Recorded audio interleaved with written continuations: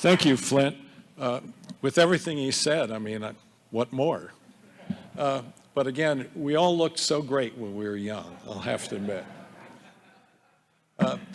In the spring of 1970, by that time I'd been a platoon leader, executive officer in an engineering company, and actually temporary as a commander.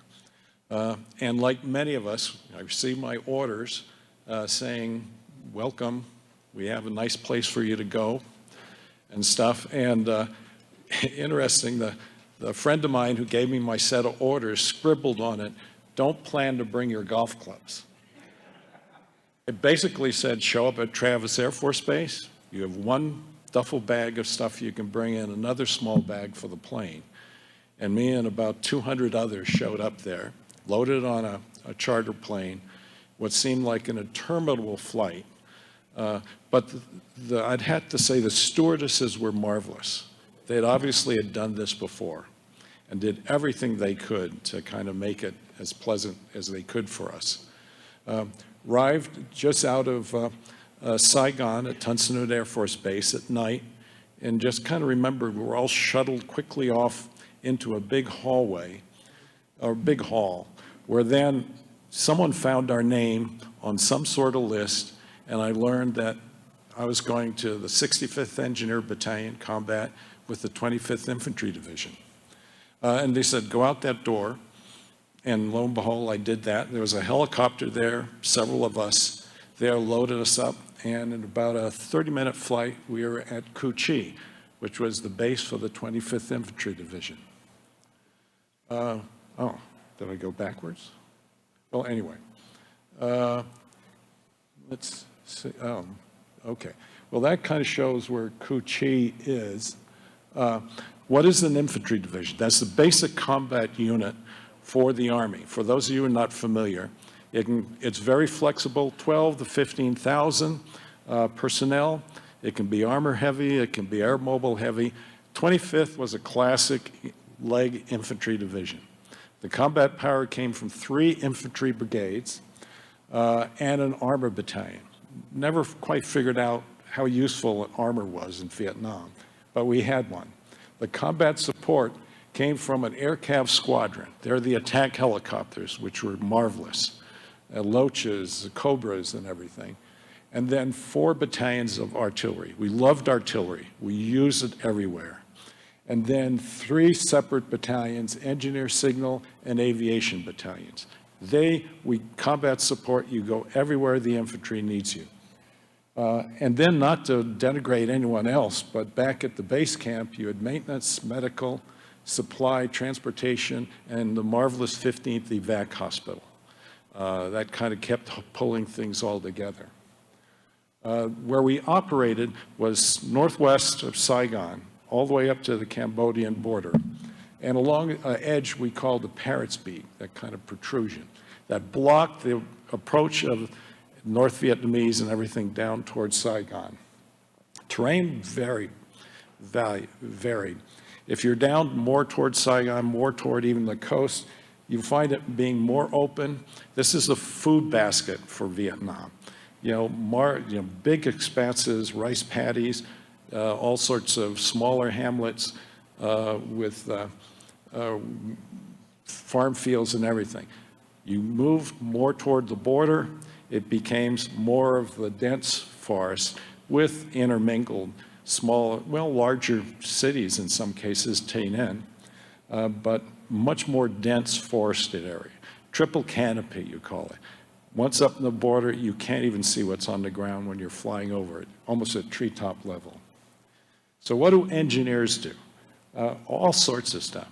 When people ask me to describe a combat engineer, I say, think of a general contractor with guns. And that's essentially it. We could do all sorts of things. And during any major operation, your focus might be on the first 4.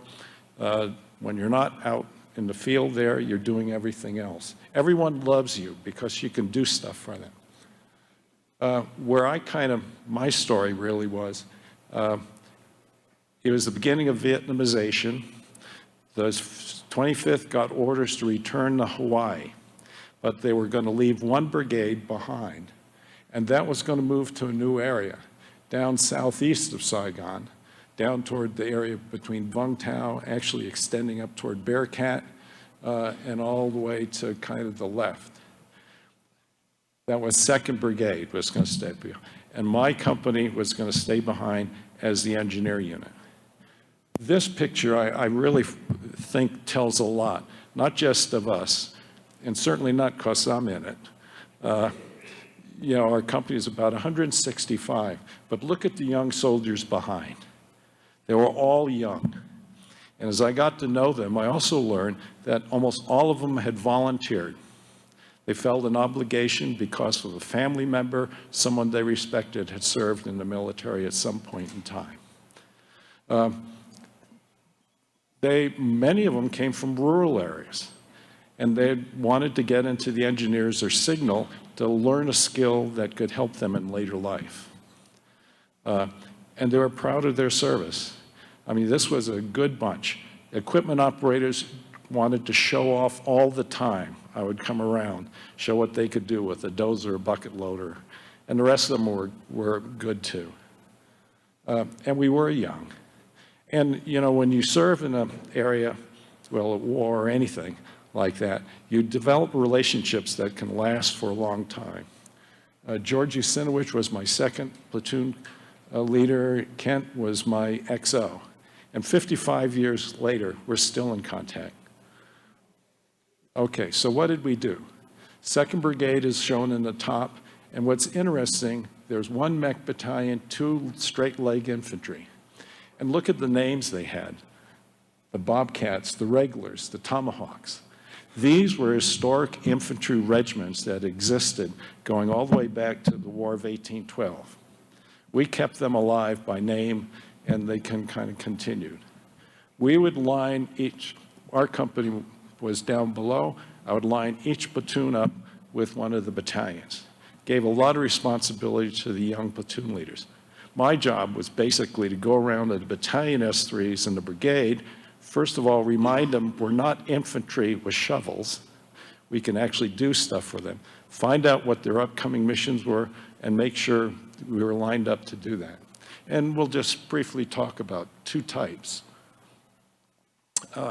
Down in the area where we are operating, there weren't any large units of North Vietnamese, no major battles pending, but there were groups of North Vietnamese and Viet Cong who were really creating a lot of problems.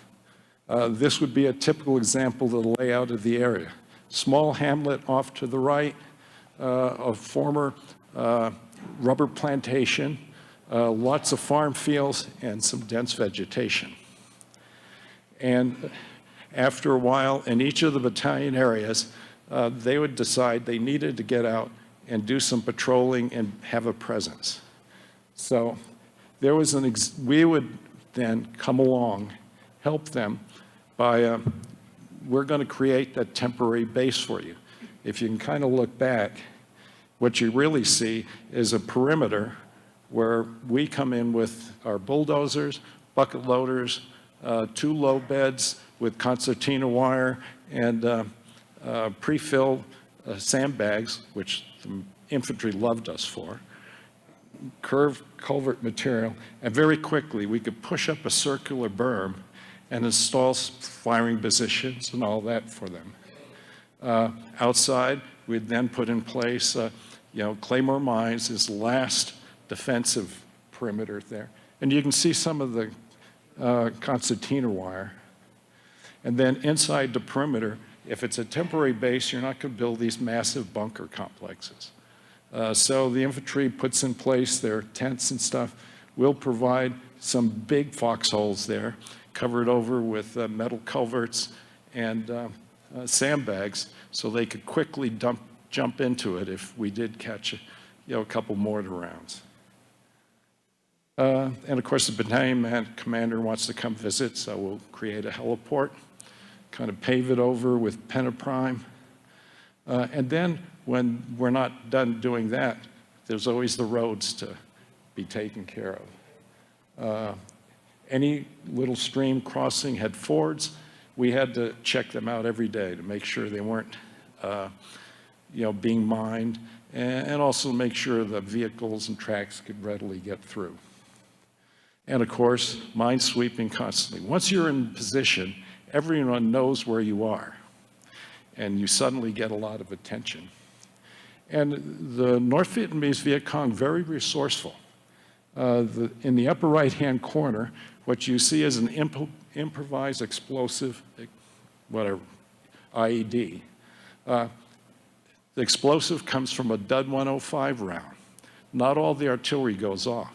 You take the fuse out, put in an electric blasting cap, tie it together with some 3 D-cell batteries, create a little switch with pieces of wood, scrap metal. Bury the explosive off to the side and the battery, put the switch right in the middle of the trail or the road. And just to make fun, let's see if I can do this. Whoops, I knew I'd do that. Well, let's see. Yeah, the machine gun links used to be metal, and they're all over the place. I mean, we're seeded all of Vietnam with machine gun links. And so you just sprinkle them out in the road. And lo and behold, that's what you detect in your mine detectors. And we often didn't catch it. Fortunately, in this case, our driver didn't get hurt, but more times than not, sadly, it was the local Vietnamese villagers who would trigger one of these things. And then we always say we're first in, last out. Well, when the infantry goes home, we're back there, police everything up, because we're going to use it again, level things off, make sure there's nothing. The one other thing to highlight quickly is there was an area where we had a pretty good idea. There were a series of tunnels and logistics base, but it's in the middle of a forested area, and you don't want to slug your way through the forest just to get to it. So with a little help from our Air Force friends, we have a C-130 with a 15,000-pound bomb in it called a daisy cutter. And you kind of push that off the end, and lo and behold, it creates a big blast, and we're going to be one of the first in there. And that's a bunch of our young engineers there. We're sitting underneath culverts, a lot of blasting, cord, explosive, chainsaws, and the like. And even though you've got a massive bomb, it didn't clear everything out totally. There's about enough room for one helicopter. So first in, we'll come in with the first groups there with our explosives, chainsaws, work quickly to expand it. And for the bigger trees, heck with this chainsaw stuff. C4 works much faster. So we get a lot of practice with demolitions, as you can kind of see. It got to about where you could get in 3 helicopters who were very good pilots. This is still ANSI. And of course, we did find a lot of tunnels. We didn't go in, we didn't volunteer, although I think some of us did, them. But lo and behold, we stayed there about 4 days. They did all sorts of patrolling from that area, and then the infantry went home. We were there to finish it off. We blow up everything that looks like it'd be useful, all the tunnels and everything. And then we come back. So again, first in, last out. And then just tail end, let's see, about May of '71, the word came down the 2nd Brigade was going to return to Hawaii. And they kind of went back as a unit. We at that time were provisional. So we were told, you're just going to disband. So we just weren't going to kind of wave goodbye. We thought we'd have one final party. And so officers, NCOs, we contributed some money. We went out, found all sorts of steaks and beer, and one of them found a nice little Vietnamese band. And so what was striking about that is everyone realized they were going home. There was lots of kidding, lots of sharing of addresses. Us officers were being kidded a bunch, and we could do the same.